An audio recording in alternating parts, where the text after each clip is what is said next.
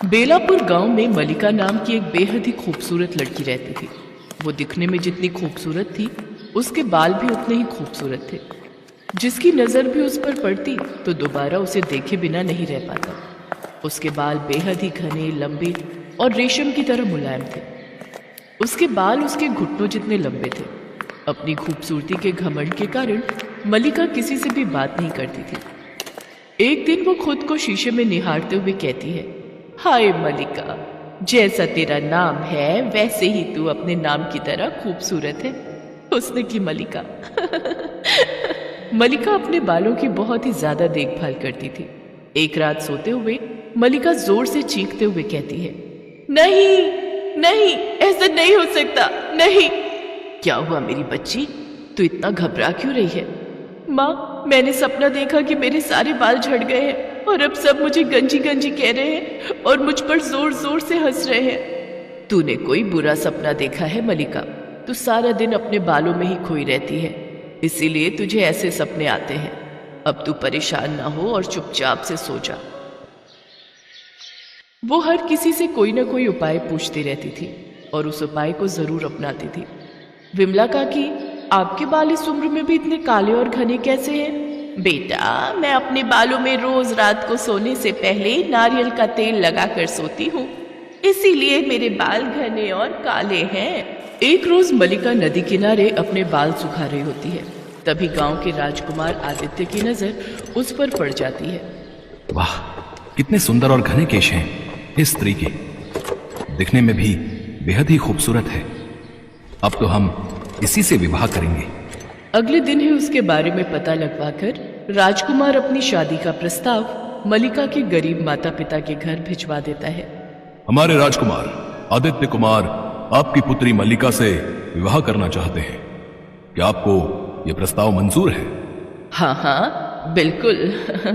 हमें ये प्रस्ताव मंजूर है। ये तो हमारा सौभाग्य होगा जो इस गांव के राजकुमार से हमारी बेटी का रिश्ता जुड़ेगा। जब भी कोई मलिका के बालों की तारीफ करता, वो इतराते हुए कहती, मलिका यार, तेरे बाल तो बहुत ही खूबसूरत हैं। अरे कहाँ यार, बहुत ही बेकार बाल हैं, बहुत ज्यादा झड़ रहे हैं। लेकिन मन ही मन अपने बालों की खूबसूरती की तारीफ सुनकर वो बहुत खुश होती। एक बार उस गांव में हिमालय से एक बहुत पहुंची हुई वैद्य आती है, जिसके चर्चे सारे गांव में होते हैं। तभी मलिका को भी उसके बारे में पता चलता है। भाई, सुना है हिमालय से एक वैद्य आई है और वो सबको तरह तरह की दवाइयां दे रही है। वैद्य? फिर तो मुझे भी उससे मिलना चाहिए और अपने बालों को सदा ऐसे ही खूबसूरत रखने के लिए जड़ी बूटी लेनी चाहिए। मलिका उस वैद्य के पास जाती है और उससे कहती है, माता जी, मेरा नाम मलिका है और मैं अपने बालों से बड़ी परेशान हूँ। मेरे बाल ना बिल्कुल भी सुंदर नहीं है और बहुत झड़ते जा रहे हैं। मैं अपने रूखे सूखे झाड़ू जैसे बालों से बड़ी ही परेशान हूँ। मेहरबानी करके मुझे कोई ऐसी दवाई बताएं जिससे ये बच जाए। उस वैद्य ने जब देखा कि इतने खूबसूरत बाल होने के बाद भी वो ऐसा कह रही है, तो उसे समझते देर न लगी कि उसको अपने ऊपर कितना घमंड है। तो वो कहती है, हाँ हाँ ठीक है, तुम जैसा कह रही हो तुम्हारे बाल बिल्कुल वैसे ही हो जाएंगे और फिर कभी भी नहीं बदलेंगे। इसके बाद उस वैद्य ने कुछ औषधियां उठाई और उसके ऊपर काफी सारे मंत्र बोलकर मलिका को दे दिए और बोली, ठीक है, तुम जब भी अपने बालों में कुछ लगाओ तो पहले उसको इस डिबिया में रखना, उसके बाद लगाना, तुम्हारी इच्छा पूरी हो जाएगी। मलिका बड़ी ही खुश हुई। फिर वो डिबिया लेकर वापस आ गई। इसके बाद तो वो जब भी बाल धोने जाती तो अपना शैम्पू पहले उस डिबिया में डाल लेती और जब तेल लगाने जाती तो पहले उस तेल को उस डिबिया में रखती, फिर लगाती। देखते ही देखते 1 महीने के अंदर मलिका के सारे बाल झड़ गए और वो गंजी हो गई। ये देखकर मलिका बहुत परेशान हुई और किसी तरह अपना गंजापन छुपाते हुए वैद्य जी के पास पहुंची और बोली, माता जी, ये आपने मुझे किस तरह की डिबिया दे दी? उसका इस्तेमाल करने से तो मेरे पूरे बाल झड़ गए और मैं पूरी तरह गंजी हो गई। मेरी तो कुछ समझ नहीं आ रहा, मैं क्या करूं? तुम परेशान मत हो, तुम्हारे झाड़ू जैसे बाल पूरी तरह से चले गए हैं। अब तुम्हारे बिल्कुल वैसे ही बाल आएंगे जैसा तुम चाहती हो। इतना कहने के बाद वो महिला वहां से गायब हो गई। मलिका ये देखकर हैरान हो गई। मुझे तो कुछ समझ नहीं आ रहा कि मैं क्या करूं, लेकिन मेरे पास उस वैद्य की बात मानने के अलावा और कोई रास्ता भी तो नहीं है। कुछ दिनों बाद उसके सिर पर सचमुच में लंबे, रूखे और झाड़ू के समान बाल आ गए। जिस वजह से वो बड़ी भयानक दिखने लगी। एक दिन शीशे के आगे बैठी मलिका खुद को आईने में देखती है तो सोचती है, कुछ दिनों में मेरी शादी राजकुमार से होने वाली है। अगर उन्होंने मुझे इस हालत में देख लिया तो वो पक्का ही इस विवाह के लिए मना कर देंगे। वो इतना सोच ही रही होती है कि तभी राजकुमार के सैनिक राजकुमार का संदेशा लेकर आते हैं। कल महल में राजकुमार के जन्मदिन का आयोजन है और राजकुमार जी ने आपको इस समारोह में आने के लिए आमंत्रित किया है। कुछ देर सोचने के बाद मलिका कहती है, ठीक है, पर मेरी एक शर्त है। हमारे यहाँ शादी से पहले दुल्हन को देखना अपशगुन माना जाता है, तो मैं समारोह में घूंघट करके आऊंगी और कोई भी मुझे चेहरा दिखाने के लिए मजबूर नहीं करेगा। उधर जैसे ही राजकुमार को ये बात पता चलती है, वो मुस्कुराकर मलिका की शर्त को मान लेते हैं। अगले दिन मलिका सुंदर सा रेशम का दुपट्टा सर पर ओढ़े घूंघट करके राजकुमार के महल पहुंच जाती है। दावत में तरह तरह के पकवान बने हुए थे। महल में नाच गाने से रौनक हो रखी थी। चारों ओर खुशी का माहौल था कि तभी अचानक तेज हवा चलती है और मलिका का दुपट्टा उड़कर राजकुमार के चेहरे पर गिर जाता है। राजकुमार जैसे ही उस दुपट्टे को अपने चेहरे से हटाता है तो उसकी नजर मलिका पर आ पड़ती है। उसको देखते ही राजकुमार चीख उठता है, तुम भयानक औरत कौन हो और मेरी मलिका कहाँ है? तुम तो कोई चुड़ैल या डायन नजर आती हो। तुम तुरंत ही यहाँ से चली जाओ, नहीं तो मैं तुम्हें मृत्युदंड दे दूंगा। मलिका भागकर वहां से चली जाती है। अब उसे समझ आ चुका था कि उसे अपने घमंड की सजा मिल चुकी है। उधर राजकुमार आदित्य ने मलिका को ढूंढने के लिए सैनिक भेज दिए थे। मलिका ने अपनी सहेलियों के साथ मिलकर नकली बालों की एक लंबी चोटी बनाई और उसे सुंदर सुंदर फूलों से सजा दिया और अपने कांटेदार झाड़ू जैसे बालों को पूरी तरह से हटाकर उस नकली चोटी को अपने सिर पर चिपका लिया और राजकुमार से मिलने गई। मलिका को सुंदर बालों के साथ देखते ही वो झट से विवाह कर लेता है। मलिका हमेशा सोचती रहती, अगर राजकुमार जी को मेरी सच्चाई का पता चल गया तब ना जाने क्या होगा। ऐसे ही कई महीने बीत गए। फिर एक दिन मलिका राजकुमार के साथ महल की बालकनी में खड़ी थी कि तभी वहां एक चील आई और उसकी चोटी उठाकर ले गई। राजकुमार उसको देखकर बड़ा हैरान होता है। मलिका का गंजापन देखकर वो गुस्से में चिल्लाते हुए कहता है, अगर तुम्हारा गंजा सिर अगले 10 दिनों तक बिना बालों के रहा तो मैं तुम्हें तलाक दे दूंगा। इतना कहकर राजकुमार वहां से चला जाता है। मुझे कैसे भी करके उस बूढ़ी वैद्य महिला को ढूंढना होगा और उनसे माफी मांगनी होगी। अब तो वही मेरी शादी बचा सकती है। अगले दिन सुबह मलिका उस वैद्य को ढूंढने हिमालय के जंगलों में चली जाती है, लेकिन उसे वो कहीं नहीं मिलती। फिर थक हार कर उसे जंगल में एक मंदिर दिखाई देता है। वो उस मंदिर में जाकर बैठ जाती है और माता की मूर्ति के सामने जोर जोर से रोने लगती है। तभी उसके सामने वन देवी प्रकट होती है। वो वही बूढ़ी वैद्य महिला थी। तभी मलिका उससे कहती है, माता, मुझे अपनी गलती का एहसास हो चुका है। अपने लंबे काले घने रेशमी बालों को लेकर जो मैंने घमंड किया था उसकी सजा मुझे मिल चुकी है। अब मैं कभी खुद पर घमंड नहीं करूंगी। कृपा करके आप मुझे मेरे बाल वापस कर दीजिए। तुम्हें अपनी गलती का एहसास हो चुका है, यही तुम्हारे लिए काफी है। इसके बाद वन देवी उसे आयुर्वेदिक तेल की शीशी देते हुए कहती हैं, यह लो पुत्री, इस तेल को रात को सोने से पहले अपने सिर पर लगा लेना। सुबह तक तुम्हारे सारे बाल तुम्हें वापस मिल जाएंगे। लेकिन हाँ, याद रहे, आज के बाद अपने बालों और चेहरे की खूबसूरती को लेकर कभी घमंड मत करना। इतना कहकर वन देवी गायब हो जाती है। फिर मलिका वो शीशी लेकर अपने घर आ जाती है और रात को सोने से पहले वन देवी का ध्यान करते हुए वो उस तेल को अपने बालों में लगा लेती है। अगले दिन सुबह जब वो उठती है तो उसके लंबे काले घने और रेशमी बाल वापस आ चुके होते हैं। ये देख वो बहुत खुश होती है। मेरे बाल मेरे बाल मुझे वापस मिल गए। आपका बहुत बहुत शुक्रिया वन देवी माँ। वन देवी की जय हो, जय हो, जय हो। उधर जैसे ही राजकुमार मलिका को वापस अपने बालों के साथ देखता है तो वो भी बहुत खुश होता है और उसे अपने साथ वापस अपने महल ले जाता है। इसके बाद दोनों खुशी खुशी महल में रहने लगते हैं। जंगल के बीचों बीच 5 बहनों को बांध कर रखा गया है, वो भी लोहे की जंजीरों से। कोई हिल भी नहीं पा रहा है। उनके सामने रमेश, बिमला, नंदिनी और बिमला के बाकी 4 बेटे खड़े हैं। उनके हाथ में जलती हुई मशालें हैं। रमेश जोर जोर से हंस पड़ता है। कौन बचाएगा तुम लोगों को? यहाँ हम लोगों के अलावा और कोई नहीं है। अब हम तुम सभी को जलाकर राख कर देंगे। ये बोलकर वो चारों लोगों की तरफ आग लगा देते हैं और जोर जोर से हंसने लगते हैं। अब तुम लोग हमें रोक नहीं पाओगे। अब क्या होगा? क्या पांचों बहनें बच पाएंगी? मगर इन लोगों के साथ ऐसा बर्ताव क्यों किया जा रहा है? आखिर किस काम से रोकने की बात हो रही है? ये जानने के लिए इस कहानी को शुरू से शुरू करना पड़ेगा। इस कहानी की शुरुआत होती है राधेगंज नाम के एक गांव से, जहां अंजलि, शेफाली, अनुराधा, माधुरी और पायल नाम की 5 बहनों का जन्म हुआ। पायल को जन्म देने के बाद उनकी मां का देहांत हो गया और कुछ ही दिन बाद उनके पिता भी चल बसे। उन 5 बहनों में से अंजलि सबसे बड़ी थी, इसीलिए अंजलि ने काम करके सबका पेट भरने की जिम्मेदारी अपने कंधों पर ली। मगर एक छोटी सी बच्ची को कौन काम देगा? इधर उधर घूमने के बाद भी अंजलि को काम नहीं मिला। आज भी मुझे कोई काम नहीं मिला, आज भी हम सबको भूखा सोना पड़ेगा। कोई बात नहीं दीदी, हम भूखे ही सो जाएंगे, आप उदास मत हो। हम दोनों तो सो जाएंगे शेफाली, लेकिन बाकियों का क्या होगा? ये पायल तो इतनी छोटी है, उसे तो कुछ पता भी नहीं है। दीदी, मुझे लगता है हमें ऐसे कोई काम नहीं देगा, हम छोटे हैं, हमसे क्या ही काम करवाएगा कोई। इससे अच्छा हम कुछ और करते हैं। और क्या करें शेफाली? आज गांव के लोग आपस में बातें कर रहे थे कि गांव में एक बहुत बड़ा जादूगर आने वाला है और जादू देखने के लिए टिकट लेना पड़ेगा।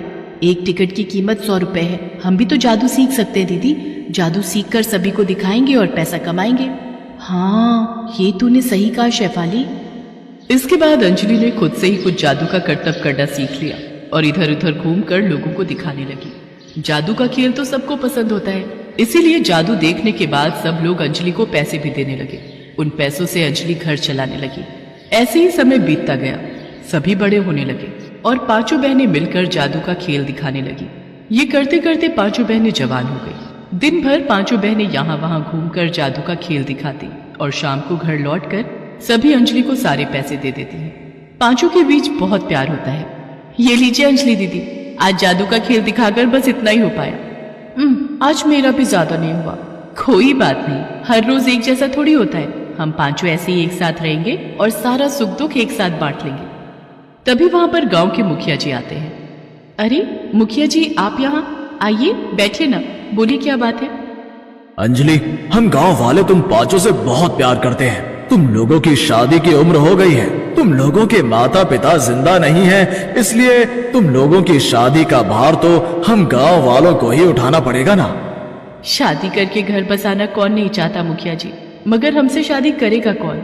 वही तो बताने आया हूँ। मेरे पास तुम लोगों के लिए एक रिश्ता है। यहाँ से बहुत दूर एक गांव है रतनपुरा, वहाँ बिमला नाम की एक औरत रहती है। उनके 5 बेटे और एक बेटी है। अपने 5 बेटों के लिए वो लड़कियां ढूंढ रही है। अगर तुम लोगों की सहमति हो तो मैं बात आगे बढ़ाऊं?